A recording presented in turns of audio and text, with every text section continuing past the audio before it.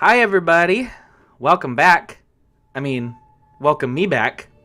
Somebody's getting welcomed here to another Pocket Meeple Plays. And as you can see on the screen here, we're going to play the evergreen, effervescent, ever lovely Seven Wonders. Seven Wonders, by my accolades that I just mentioned right now, is an old game. Well, old in the history of the modern, golden age of tabletop games, but it's been around for a bit, and it has been a very popular, very long-lasting game that is still, to this day, played by many, many people. And they finally released an app for it. It's like, finally, after all this time, you finally heard my prayers. So the internet and the board gaming community was super ecstatic. Mostly just me, and I am very, very glad that Seven Wonders is here. I've played a lot of it. It is super fun, and my dog just ran out of the room, and I don't know what's going on. I'm also not feeling super great, so if I sound and look terrible, then I apologize, because I am feeling like garbage after coming back from Joko Cruise, which was super fun, but... Oh, excuse me. Ugh. Yeah, I think I caught the plague on the tail end of the boat, so apologies. Anyway, so Seven Wonders, it is developed or originally published by Repos Production. Here's the wonderful and extensive credits. Basically, just digital adaptation by Outer Zone. Oh, if I click on the link, I get a... Oh, what's this? Okay, well... Alright, well, thanks Outer Zone. I appreciate that.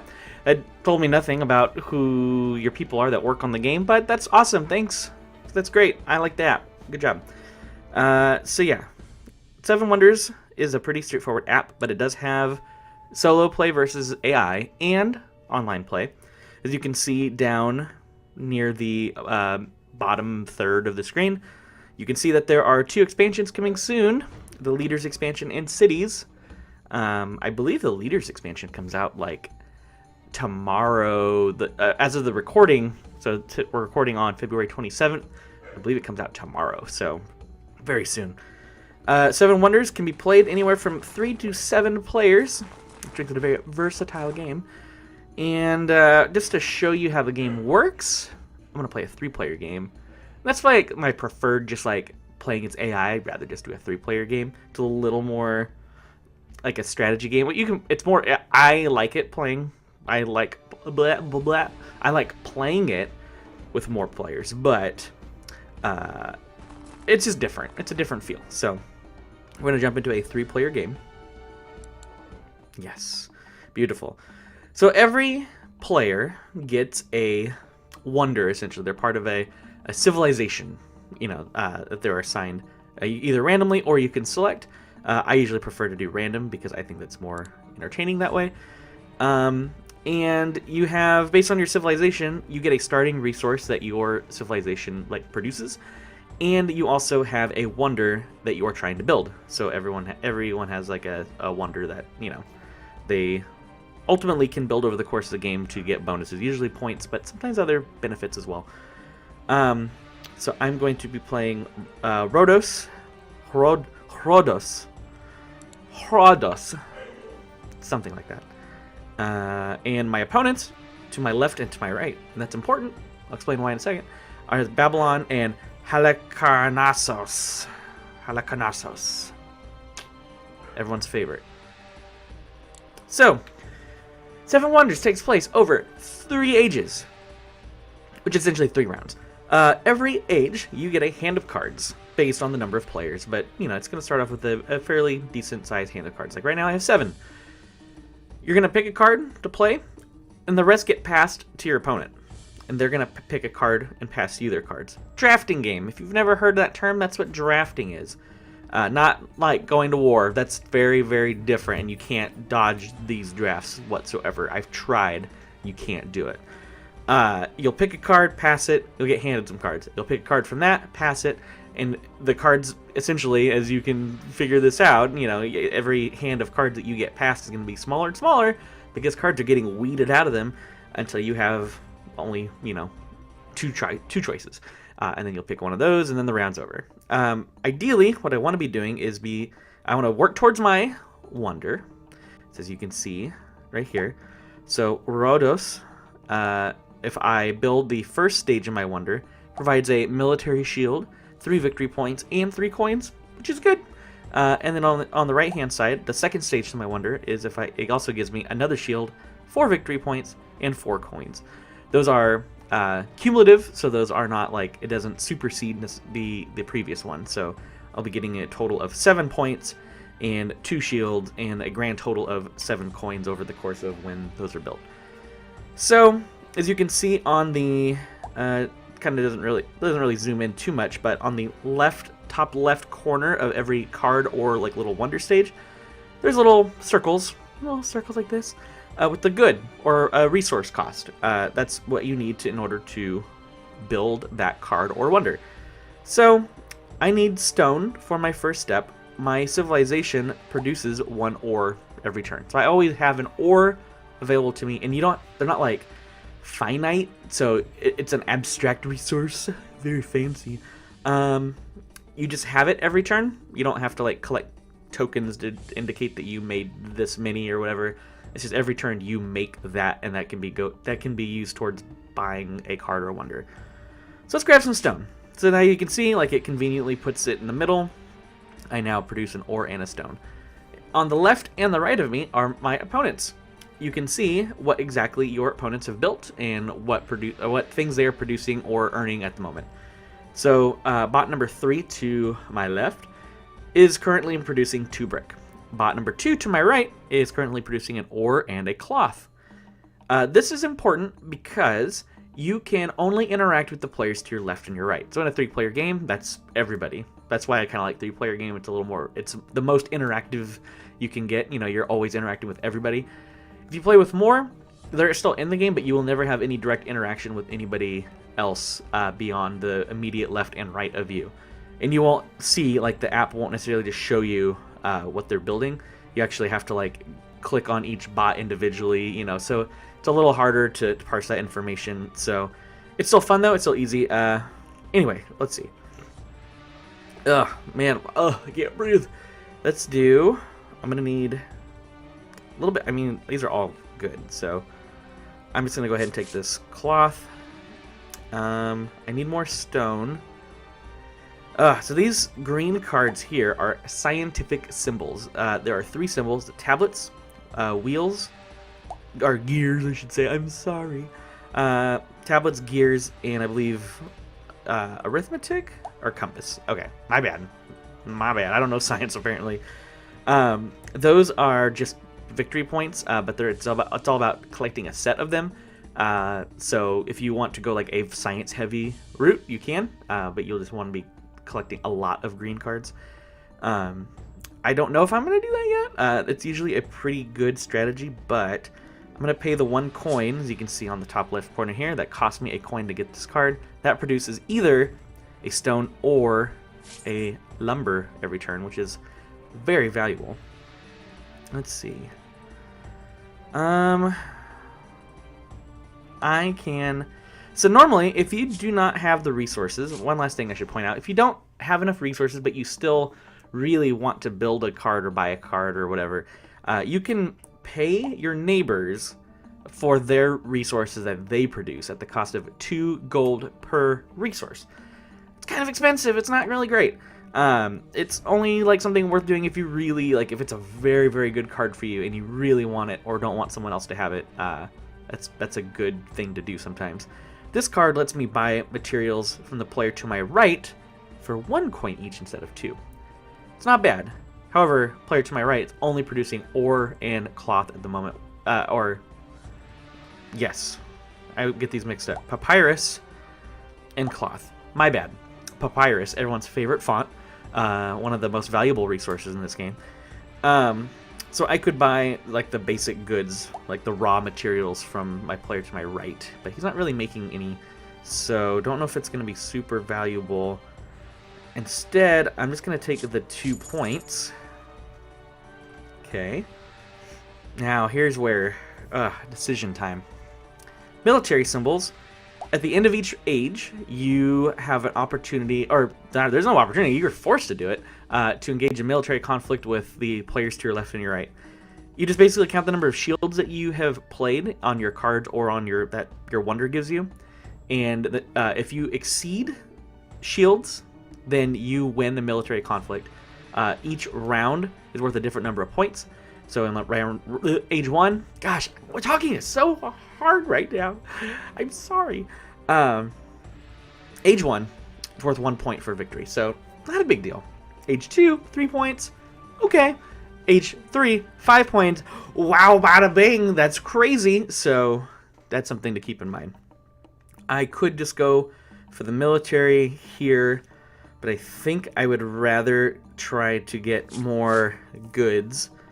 I don't need more lumber at the moment, so I will now take the military. There we go. So that very last card, so you notice I had 2 cards at the end. I picked one. The final card does not get played. It gets discarded. So you'll never get to do that unless you're a certain civilization, but that doesn't, we won't get into that. So now we did the military conflict. We compared scores. So I'm in the middle. The player to my left, we tied. So nobody loses or wins. Just whatever. Nothing happens. To my right, I beat bot number 2 in military. So I get a victory point token. He gets a -1 victory point token. So at the end of the game, he's -1 point. Not a huge deal, but as you notice, that is like every player compares it to the left and the right. So that means that the 2 bots also compared against each other, and that means that that player lost to the other bot, so he took technically 2 -1 tokens. I know it's a lot. It's a really simple game though, but there's a lot of things to think about. So, what do I need next? I still need more stone, and none of my opponents are making stone, which is pretty brutal. And I don't have anything out there at the moment to do that. So I'm planning ahead. I'm gonna do that. Oh, there we go. And then we'll get this quarry out. Now I'm good. Now I've got goods for my wonders. I don't have to worry about anything else. If I want to build my wonder, I still have to use up a card. I'm not paying the cost of the card. I'm just sacrificing a card in order to build my wonder. So I don't want to just do it freely. Like if there's a hand of cards that's like, oh my god, this is really good, I want to play it.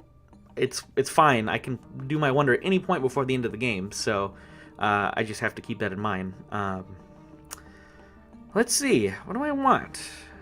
So it's going to cost me. So here's a good example. With the forum, it cost me 2 brick. I don't produce any brick. However, my neighbors, or my neighbor to my left, is making a lot of brick, so I can pay him 2 gold per brick. That's why on the bottom left it shows a -4 coin symbol on the bottom of the forum card. So I can give him 4 coins and he gets the coins, and then I get to make 1 papyrus or 1 glass or 1 loom. Oh my bad, my loom. Every turn, and you get to, and it's, you know, it's not and, it's or, but it's pretty flexible. I think I'm gonna take that. Oh man, see, now it's just a lot of victory points coming out. We'll do that. Okay, and I don't really need any of these, though the military would be kind of nice. But I'm gonna prevent others from getting it, and I'm gonna use it to build my wonder. Okay, and then finally, let's see.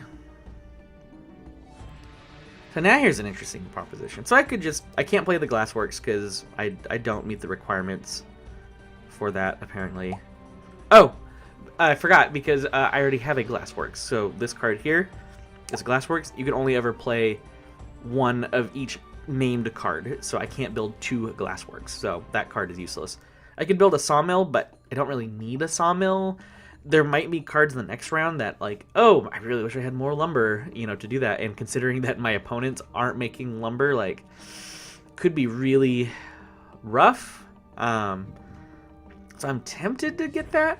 However, if I go and build my next wonder step, I will get another military shield.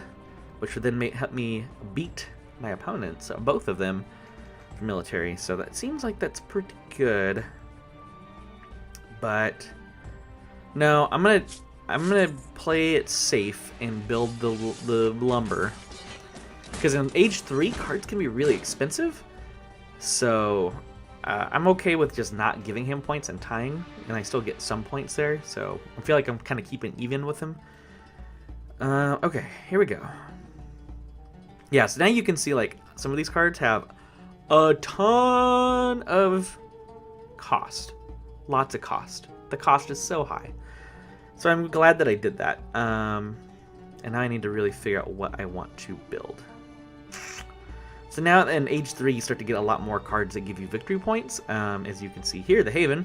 So a coin for every brown card in your city, and a victory point for every brown card in your city.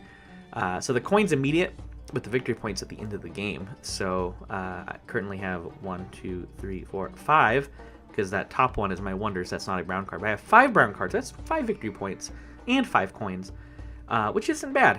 I could get just straight 6 victory points, but let's see. Yeah, this is always the tricky part at this point in the game. I think I'm going to end up doing the Town Hall. Okay. I would like to get a little bit of science, so we'll do that.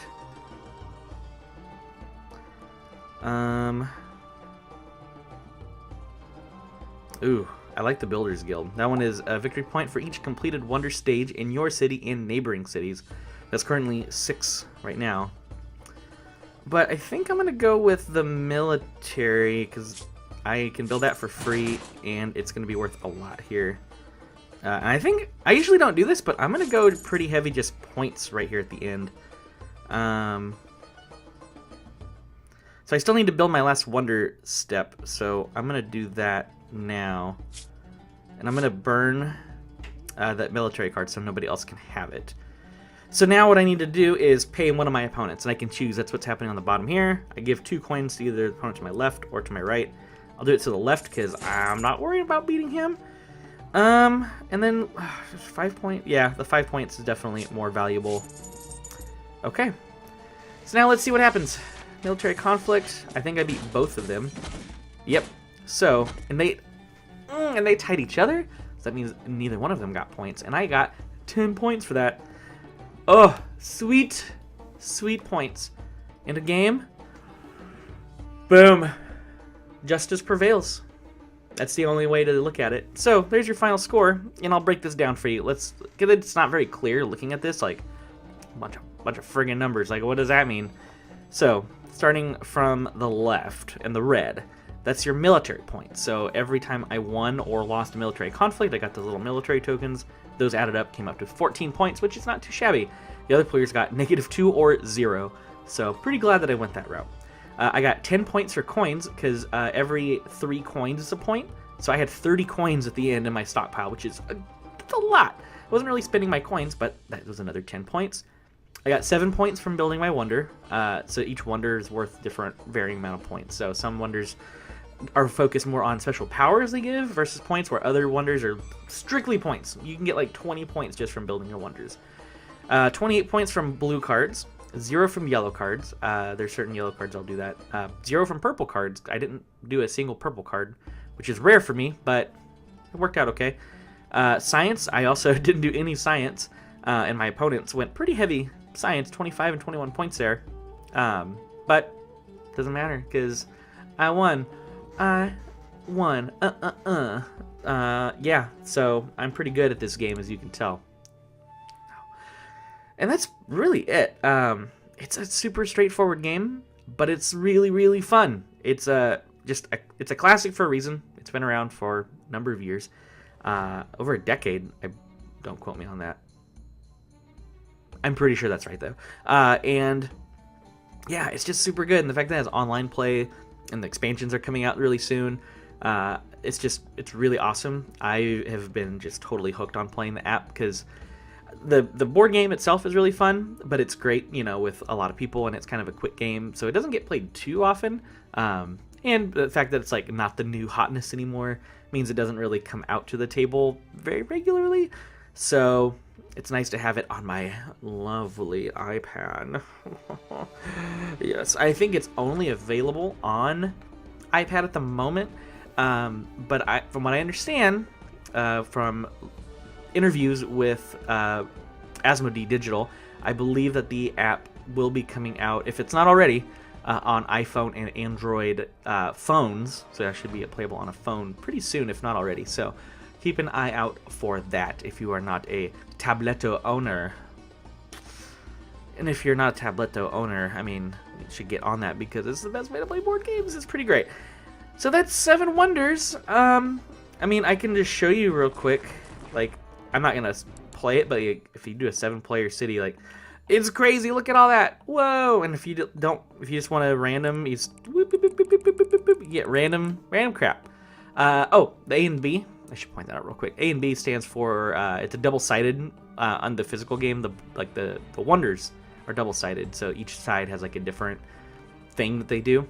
So that's what that means. I'm playing Ephesos with the B side, whereas Giza is playing with the A side.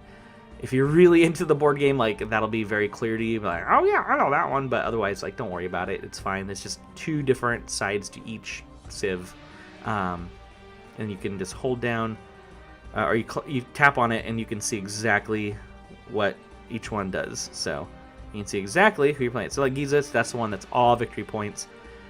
This one lets you. Oh, that one's a cool one. I like Halicarnassos. Lets you. If I'm remembering this correctly, I believe it lets you take a card from the discard pile for free, which is really cool. That one's just victory points and coins when you build it, which is nice. That one produces more goods, which is really cool. That one gives you points and then lets you play. That's right. Babylon is you get to play on your final 2 cards. You know how you have to play one and discard the other? You actually get to play both of them. You still have to pay the cost, but getting to play an extra card over your opponents, huge. So if you're playing Babylon, like, you want to play that one. You want to get that Stage of the Wonder, like, ASAP. So you can do that every round if possible. That's the one that I was just playing, or very similar anyway, if it wasn't the same one. And then that one is, at the end of the game, you can copy a guild card of your choice. So guild cards are those purple points cards. They're only worth victory points at the end, so it's a way that you can just copy one and kind of jump on somebody else's victory points, potentially. And the first stage lets you build or buy raw materials from your neighbors for cheaper.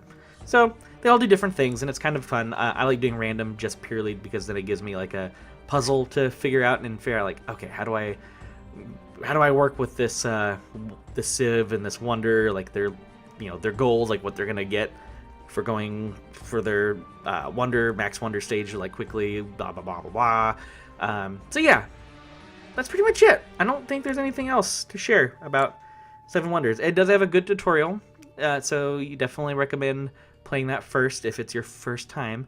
Feel free to ease into the tutorial. It's fine. It takes like 5 minutes, super simple. And then not a whole lot else. You can play it in English. You can turn off music and do some, very basic stuff. It's not a super complicated app, but it's a good app. And with that, I think that does it. I am going to probably sit and play more 7 Wonders while I'm sick for another, 10 hours. So I can't think of anything better to do with my time. Don't judge me. But with that, I will peace on out of here and go erect a statue in my honor. Goodbye.